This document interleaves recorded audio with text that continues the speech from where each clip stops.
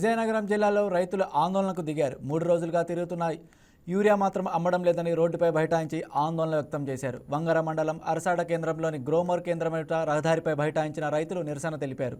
Urea కోసం గత 3 రోజులుగా తిరుగుతున్నా దొరకడం లేదని వారు ఆందోళన వ్యక్తం చేస్తున్నారు. ప్రభుత్వం తక్షణమే స్పందించి చర్యలు తీసుకోవాలని రైతులు కోరుతున్నారు.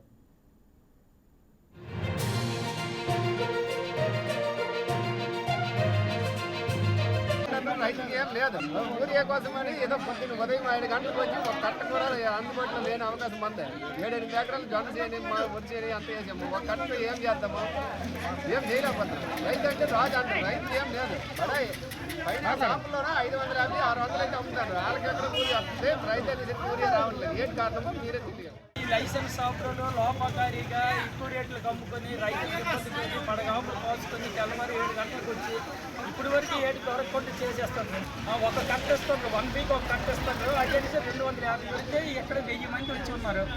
ఈ 1000 మందికి 250 కట్టలు ఈ ప్రభుత్వం వచ్చి చికాకు పెట్టేసి చిన్న చూపు చేసి రైతులు అసలు ఏమి ఇబ్బందులు పోవాలంటే మామూలు ఇబ్బందులు పాలు చేయలేదు. పెన్న 600 రూపాయలు అమ్ముతున్నారు. ఇప్పుడు కూడా అధికారులు పట్టించుకోవట్లేదు, ప్రభుత్వం పట్టించుకోవట్లేదు. ఎవరు పని వాళ్ళు చేసుకెళ్ళిపోతారు. కానీ మరి ప్రజలకు మాత్రం రైతులు గొప్ప ఇబ్బంది పడిపోయి రైతులు ఎరువులు వేసుకోలేక కింద నిలబడి ఏవో ఒక ఇంకో ఎక్కువ రేట్లు ఉన్నాయి. కాంప్లెక్స్ ఎరువులు లేకపోతే F20 లాంటి ఎరువులు, DAP లాంటివి వేసుకోవాలి.